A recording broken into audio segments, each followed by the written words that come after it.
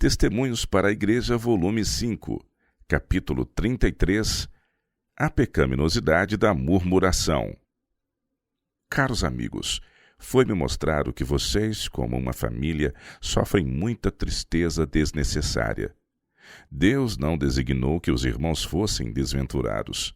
Vocês, no entanto, têm desviado a mente de Cristo e a centralizado sobremaneira em si mesmos.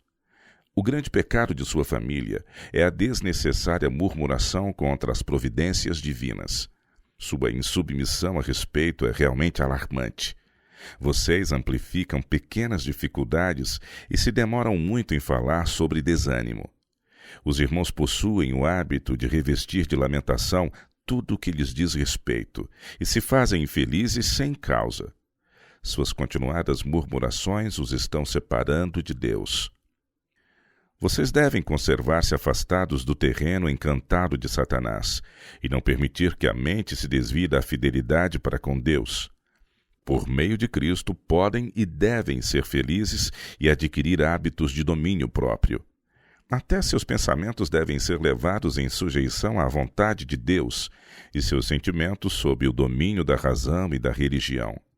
Sua imaginação não lhes foi dada para que se lhe permitisse correr desenfreada de acordo com sua vontade, sem nenhum esforço para restringi-la ou discipliná-la.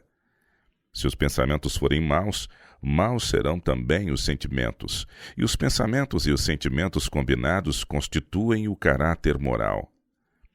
Quando julgam que, como cristãos, não lhes é requerido restringir os pensamentos e sentimentos, vocês são levados sob a influência dos anjos maus e convidam a presença e o domínio deles.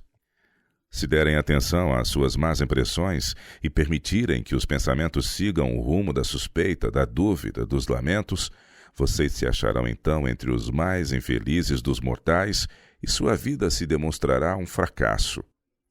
Querida irmã F., você possui uma imaginação doentia e desonra a Deus por permitir que seus sentimentos tenham completo controle sobre seu raciocínio e discernimento. Você tem vontade inflexível que leva a mente a reagir sobre o corpo, desequilibrando a circulação e produzindo congestão em certos órgãos, e está sacrificando a saúde aos seus sentimentos. Você está cometendo um erro que, se não for corrigido, não acabará arruinando meramente sua própria felicidade. A irmã está fazendo positivo dano não apenas a si mesma, mas também aos outros membros da família, especialmente sua mãe. Ela é muito nervosa e extremamente sensível. Se um de seus filhos está sofrendo, ela fica confusa e quase enlouquecida. Sua mente fica desequilibrada pelos frequentes ataques de histeria que é compelida a testemunhar e grande tristeza é lançada sobre todos ao seu redor. Você é capaz de controlar a imaginação e vencer esses acessos nervosos. Você tem força de vontade e deve trazê-la em seu auxílio. Não tem feito isso, mas tem deixado a imaginação altamente agitada controlar a razão. Nisso você tem ofendido o Espírito de Deus. Se não tivesse poder sobre os seus sentimentos, isso não seria pecado, mas não há justificativa para ceder assim ao inimigo. Sua vontade precisa ser santificada e subjugada, em vez de dispor-se em oposição à de Deus. Meus queridos amigos, em vez de fazer um curso para combater enfermidades, estão acariciando-as e rendendo-se a seu poder. Devem evitar o uso de drogas e observar cuidadosamente as leis de saúde. Se estimam sua vida, devem comer alimentos simples, preparados da maneira mais simples, e fazer mais exercícios físicos. Cada membro da família necessita dos benefícios da reforma de saúde. Mas o uso de drogas deve ser definitivamente abandonado, pois além de não curar qualquer mal, enfraquecem o organismo, tornando-o mais susceptível às enfermidades. O homem foi colocado num mundo de infortúnios, preocupações e perplexidades. Ele foi colocado aqui para ser testado e provado como foram Adão e Eva, a fim de que possa desenvolver um caráter reto e produzir harmonia a partir da discórdia e confusão. Temos muita coisa a fazer que é essencial à nossa felicidade e à de outros, e há muito a desfrutar. Através de Cristo somos colocados em contato com Deus. Sua misericórdia nos mantém sob contínua obrigação, sentindo-nos indignos de seus favores, somos levados a apreciar mesmo a menor concessão. Por tudo o que vocês têm e são, queridos amigos, devem ser gratos a Deus. Ele lhes concedeu atributos que, em certo sentido, são semelhantes aos que ele próprio possui. E vocês devem esforçar-se intensamente para desenvolver esses atributos, não para agradar e exaltar o eu, mas para glorificá-lo. Vocês não tiraram a melhor vantagem de seus privilégios. Os irmãos deveriam preparar-se para assumir responsabilidades. O intelecto precisa ser cultivado. Se deixado na inação, torna-se envelhecido. Este mundo pertence ao Senhor. Pode ver-se aqui que a natureza animada e inanimada obedece à sua vontade. Deus criou o homem como um ser superior. Unicamente ele foi formado à imagem de Deus, com capacidade para ser participante da natureza divina, para cooperar com seu Criador e executar os seus planos, e somente ele acha-se em guerra contra os propósitos de Deus. Com que maravilhosa beleza foram modeladas todas as coisas na natureza! Por toda parte vemos as obras perfeitas do grande artista. Os céus declaram a sua glória, e a terra, que foi formada para a felicidade do homem, nos fala de seu inigualável amor. Sua superfície não é uma planície monótona, mas grandes cadeias de montanhas emergem para diversificar a paisagem. Há espumantes correntes e vales férteis, belos lagos, grandes rios e o oceano sem limites. Deus manda o orvalho e a chuva para refrescar a terra sedenta. As brisas que promovem saúde ao purificar e refrigerar a atmosfera são controladas por sua sabedoria. Ele pôs o sol nos céus para marcar o dia e a noite, e por seus benévolos raios fornece luz e calor à terra, fazendo com que a vegetação cresça. Chamo sua atenção para essas bênçãos, advindas da generosa mão de Deus. Que o renovado brilho de cada manhã desperte louvor em seu coração por tais provas de seu amoroso cuidado.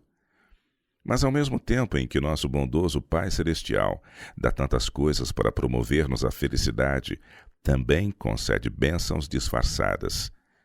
Ele compreende as necessidades do homem decaído, e enquanto nos confere benefícios por um lado, por outro designou inconveniências para estimular-nos ao uso das habilidades que nos outorgou.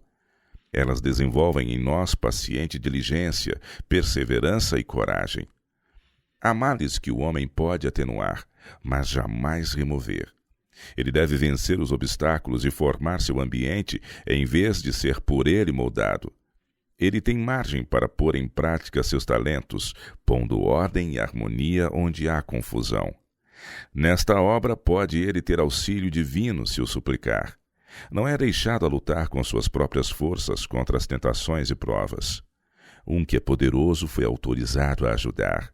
Jesus deixou as cortes reais do céu e sofreu e morreu no mundo degradado pelo pecado, para que pudesse ensinar o homem a passar pelas provas da vida e vencer as suas tentações.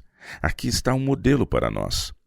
À medida que os benefícios concedidos pelo Pai do céu às suas criaturas são contados minuciosamente, vocês não se sentem reprovados por suas ingratas lamentações? Por muitos anos ele lhes concedeu uma filha e irmã, até que vocês começaram a considerá-la como sua e sentiram que tinham o direito a esse belo presente. Deus ouviu suas murmurações. Caso houvesse uma nuvem à vista, vocês pareciam se esquecer de que o sol brilhava continuamente. Então, nuvens e escuridão sempre lhes estiveram em volta. Deus enviou-lhes aflição. Ele removeu-lhes seu tesouro para que pudessem discernir entre prosperidade e sofrimento real. Mas os irmãos não humilharam o coração diante dele e não se arrependeram do grande pecado da ingratidão que os separou do seu amor. Como Jó, julgaram que tinham razão para a ansiedade e não queriam ser confortados. Era razoável isso? Vocês sabem que a morte é um poder ao qual ninguém pode resistir, mas tornou sua vida quase inútil por sua inútil tristeza. Seus sentimentos têm sido pouco menos que rebelião contra Deus. Vi todos vocês a entregar-se ao luto e cedendo aos seus agitados sentimentos até que suas ruidosas demonstrações de tristeza levaram os anjos a esconder a face e afastar-se do cenário. Enquanto assim davam expressão a seus sentimentos, lembraram-se de que têm no céu um Pai que deu seu Filho unigênito para morrer por nós a fim de que a morte não fosse um sono eterno. Lembraram-se de que o Senhor da vida e glória passou pelo túmulo e o iluminou com sua própria presença. Disse o discípulo amado: escreve, bem-aventurados os mortos que desde agora morrem no Senhor. Sim, diz o Espírito, para que descansem dos seus trabalhos e as suas obras os sigam. Apocalipse 14, verso 13. Bem sabia o apóstolo acerca do que estava falando ao escrever essas palavras. Mas quando vocês cedem a uma incontida tristeza, porventura sua conduta é coerente com o conforto que elas expressam? O Senhor é gracioso, misericordioso e fiel. Ele permitiu que alguém de seus laços domésticos, que era a mais inocente e a melhor preparada, descansasse durante os perigos dos últimos dias. Oh, não se excluam diante da melodia e do regozijo, lamentando como se não houvesse ressurreição dos mortos, mas louvem ao Senhor, porque para ela não há mais morte, sofrimento, não mais tristeza. Ela descansa em Jesus até o doador da vida chamar à gloriosa imortalidade seus santos que dormem. F tem uma obra por fazer mediante a graça de Cristo para controlar seus sentimentos. Ela sabe que não está no céu, mas num mundo onde a morte reina e onde nossos amados nos podem ser subtraídos a qualquer momento. Ela deveria sentir que a grande responsabilidade da vida é se preparar para um mundo melhor. Se F tiver um apego correto à vida eterna, isso não a desqualificará para viver neste mundo e portar nobremente as responsabilidades da vida, mas a ajudará no desempenho dos deveres de abnegação e sacrifício próprio. Como uma família, vocês têm falado tanto em trevas e queixas que foram transformados à mesma imagem. Parecem querer atrair as simpatias uns dos outros e provocar excitação nervosa até ficarem numa situação sombria, triste e desoladora. Os irmãos têm se ocupado em lamentações, mas elas não atraem os anjos. Se não mudarem de conduta, Deus se achegará e lidará com vocês em juízo. Não é este um tempo de ações de graças em seu lar e de contar com júbilo as bênçãos que têm sido derramadas sobre vocês? O poder da verdade deve ser suficiente para suster e consolar em qualquer adversidade. É em habilitar seu possuidor a triunfar sobre a aflição que a religião de Cristo revela seu verdadeiro valor. Põe os apetites, as paixões e as emoções sob o controle da razão e da consciência e disciplina os pensamentos de modo a fluírem no conduto sadio. E então a língua não se permitirá desonrar a Deus por expressões de pecaminoso descontentamento. Nosso Criador reivindica com justiça o direito de fazer o que achar melhor com as criaturas de suas mãos. Ele tem o direito de governar segundo sua vontade e não como o homem escolhe. Deus, porém, não é um juiz severo, um cruel e exigente credor. Ele é a verdadeira fonte do amor, o doador de inumeráveis bênçãos. Vocês deveriam sentir o mais profundo pesar por desprezar tal amor e por não possuir gratidão e louvor brotando do coração pela maravilhosa bondade de Deus.